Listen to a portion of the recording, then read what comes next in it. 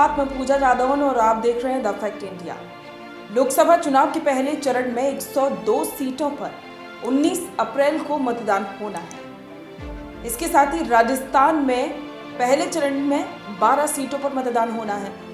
आपको बता दें कि पहले चरण वाली सीटों पर प्रचार का शोर थम चुका है। दूसरी ओर निर्वाचन आयोग और पुलिस प्रशासन निष्पक्ष और शांतिपूर्ण चुनाव संपन्न कराने की तैयारियों में जुटा हुआ है। पहले चरण में राजस्थान की 12 लोकसभा सीटों पर मतदान होगा।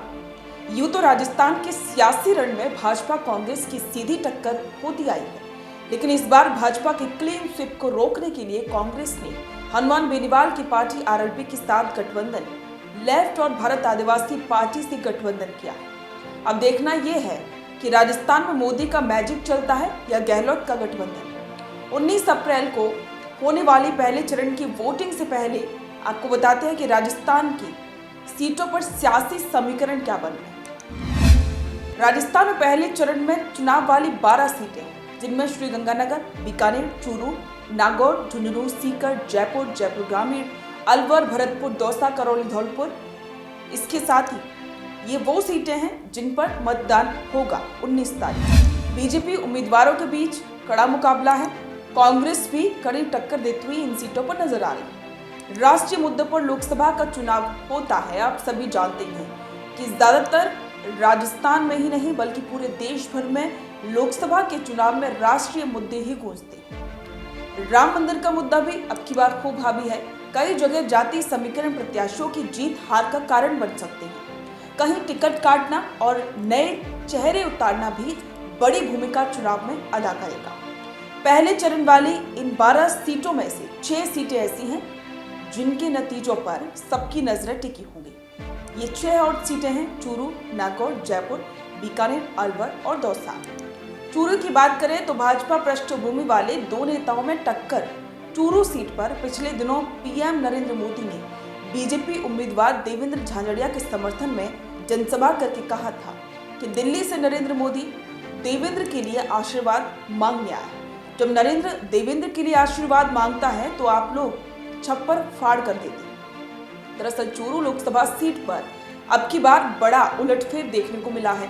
बीजेपी से सांसद रहे राहुल कस्बा का टिकट काटकर पैरा ओलंपिक देवेंद्र झाझड़िया को उम्मीदवार बनाया गया, तो बागी होकर राहुल कस्बा ने कांग्रेस ज्वाइन कर ली। अब राहुल कस्बा कांग्रेस के टिकट पर चूरू से चुनाव लड़ रहे हैं और इसीलिए हॉट सीट बन चुकी है। चूरू सीट पर बीजेपी मुश्किल में थी, लेकिन बसपा के सादुलपुर विधायक रहे मनोज न्यागली के शिवसेना शिंदे पार्टी में शामिल होने और बीजेपी प्रत्याशी देवेंद्र झाझड़िया के प्रचार में जुटने से मुकाबला बीजेपी कांग्रेस में कांटे का हो गया है। अब बात नागौर की कर लेते हैं। नागौर हनुमान बेनीवाल की प्रतिष्ठा दांव पर लगी हुई है। नागौर सबसे हॉट सीट। नागौर में चुनावी चेहरे पुराने हैं जबकि पार्टियां अलग। नागौर में बीजेपी की प्रत्याशी ज्योति मिर्धा का चुनाव है, जिनका सीधा मुकाबला राष्ट्रीय लोकतांत्रिक पार्टी हनुमान बेनीवाल से है। कांग्रेस ने खुद का कोई प्रत्याशी नहीं उतारा, बल्कि आरएलपी के साथ इंडी अलायंस के तहत गठबंधन किया है।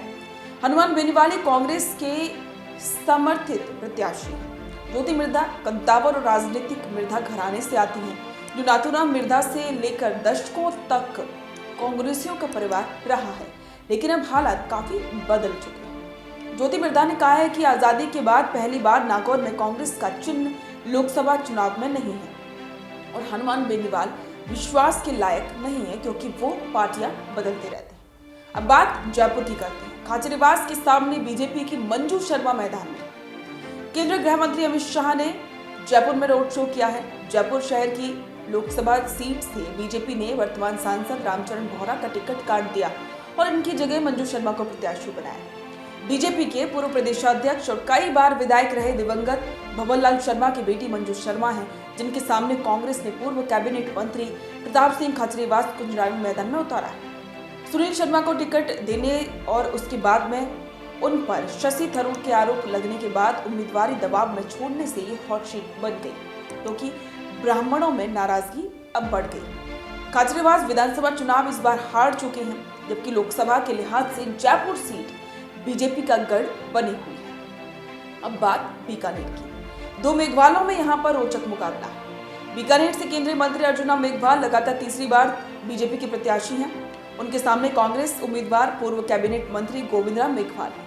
हालांकि पिछले साल हुए विधानसभा चुनाव में उन्हें हार मिली थी। मेघवाल वर्सेस मेघवाल का ये मुकाबला रोचक है। इस चुनाव में यदि अर्जुन राम मेघवाल को जीत मिली तो बीकानेर से जीत की हैट्रिक वो पूरी करेंगे। अलवर की बात करते हैं तो यादवों में टक्कर है। यहाँ पर हरियाणा से भूपेंद्र यादव मैदान में है।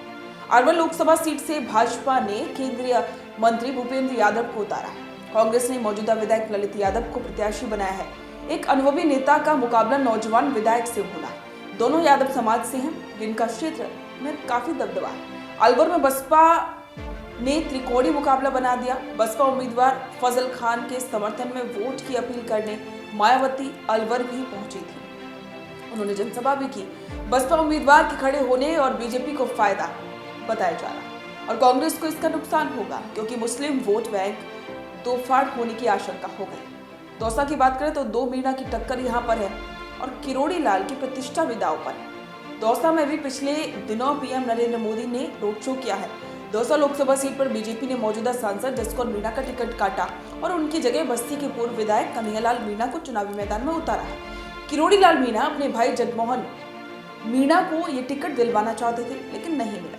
मौजूदा सांसद जसकौर मीणा भी अपनी बेटी अर्चना मीणा के लिए टिकट मांग रही थी, लेकिन दोनों को ही ये टिकट नहीं मिला। कन्हैयालाल मीणा के सामने कांग्रेस से पूर्व मंत्री और मौजूदा विधायक मुरारीलाल मीणा है।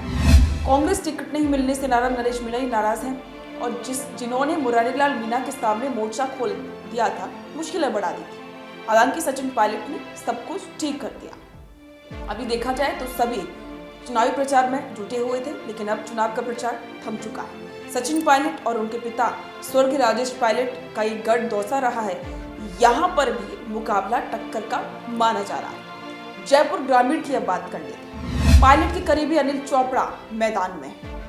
जयपुर ग्रामीण से बीजेपी प्रत्याशी राव राजेंद्र सिंह हैं, जो पूर्व विधानसभा उपाध्यक्ष रह चुके हैं। उनके सामने कांग्रेस ने युवा नेता अनिल चोपड़ा को उम्मीदवार बनाया। यहाँ राजपूत वर्सेस जाट का मुकाबला।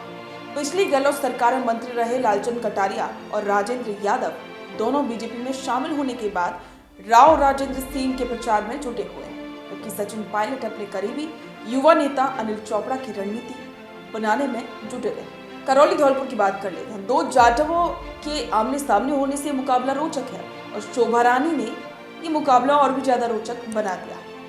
करौली धौलपुर से बीजेपी ने सांसद डॉक्टर मनोज राजौरिया का टिकट काट दिया है और करौली पंचायत समिति की पूर्व प्रधान इंदु देवी जाटव को उम्मीदवार बनाया, जिनका मुकाबला कांग्रेस उम्मीदवार पूर्व मंत्री भजनलाल जाटव से, जबकि बहुजन समाज पार्टी से यहां विक्रम सिंह प्रत्याशी हैं। जाटव वर्सेस जाटव का यहां पर मुकाबला है। भजनलाल जाटव भरतपुर के रहने वाले हैं, जबकि इंदु देवी जाटव करौली के हैं। चुनाव प्रचार के अंतिम समय में यहाँ कांग्रेस की विधायक शोभा रानी कुशवाहा के परिजन भाजपा में शामिल हो चुके हैं। अब देखना है कि इसका क्या असर होता है। श्रीगंगानगर की बात करें तो यहाँ पर करणपुर में मिली जीत से कांग्रेस काफी उत्साहित है। श्रीगंगानगर लोकसभा सीट से भाजपा प्रत्याशी प्रियंका बेलान है, जो अनूपगढ़ नगर परिषद की सभापति है और पहली बार लोकसभा का चुनाव लड़ रही है। बीजेपी ने निहालचंद मेघवाल का टिकट यहाँ से काटा है और प्रियंका को उम्मीदवार बनाया। श्रीगंगानगर से कांग्रेस ने कुलदीप इंदौरा को उम्मीदवार बनाया। पिछले साल विधानसभा चुनाव में मिली हार के बाद कांग्रेस ने श्रीगंगानगर की करणपुर सीट से जीत हासिल की थी। ये जीत कांग्रेस के लिए अहम मानी जाती है, क्योंकि भाजपा की सरकार में मंत्री घोषित हो चुके प्रत्याशी को यहां से हार मिली थी। झुंझुनू की बात करें तो कद्दावर जाट नेता और पायलट के करीबी मैदान में है। झुंझुनू लोकसभा सीट से पूर्व विधायक शिवकरण चौधरी बीजेपी के उम्मीदवार हैं। इनका सीधा मुकाबला कांग्रेस उम्मीदवार पूर्व मंत्री और वर्तमान विधायक ब्रजेंद्र सिंह ओला से, जो कद्दावर जाट नेता और केंद्रीय मंत्री रहे स्वर्गीय शीशराम ओला के बेटे हैं। साथ ही सचिन पायलट के बेहद करीबी भी माने जाते हैं। गौर करने वाली बात तो यह है कि बीजेपी ने झुंझुनू में भी मौजूदा सांसद नरेंद्र कुमार का टिकट काटकर शिवकरण चौधरी को प्रत्याशी बनाया। अब बात भरतपुर की करते हैं। जाट आरक्षण आंदोलन का यहाँ पर असर दिखाई देगा। भरतपुर लोकसभा सीट से भाजपा ने मौजूदा सांसद रंजीता कोली को टिकट नहीं दिया। उनकी जगह पूर्व सांसद रामस्वरूप कोली को चुनावी मैदान में उतारा है। कांग्रेस ने संजना जाटव को प्रत्याशी बनाया। भरतपुर में जाट आरक्षण आंदोलन भी चुनाव पर हावी रहेगा, क्योंकि 5 लाख से ज्यादा जाट भरतपुर में हैं और इसलिए पिछले दिनों सीएम भजनलाल ने कहा था कि जाट आरक्षण मुद्दे पर सरकार ओबीसी आयोग में पुरजोर पैरवी करेगी। सीकर की बात करें तो डोडासरा के घर में लेफ्ट की प्रतिष्ठा दांव पर लगी है। सीकर लोकसभा सीट से भाजपा ने अपने सांसद सुमेधानंद सरस्वती को एक बार फिर से चुनाव में उतारा है। कांग्रेस ने यहां से खुद का प्रत्याशी उतारने की बजाय माकपा के साथ गठबंधन किया। माकपा की ओर से अमराराम चौधरी ने नामांकन दाखिल किया। सुमेधानंद का मुकाबला कामरेड अमराराम चौधरी से है। अमराराम के समर्थन में पूर्व सीएम अशोक गहलोत समेत कई वरिष्ठ नेता सभा कर चुके हैं। सीकर कांग्रेस प्रदेश अध्यक्ष गोविंद सिंह डोटासरा का होम टाउन ही है। विधानसभा चुनाव में यहाँ कांग्रेस का प्रदर्शन अच्छा था, इसके बाद भी पार्टी ने लेफ्ट से समर्थन किया। देखना है कि लेफ्ट इस सीट पर क्या गुल खिलाती है। इस पर आपके विचार हमारे साथ साझा करें और बने रहें द फैक्ट इंडिया के साथ।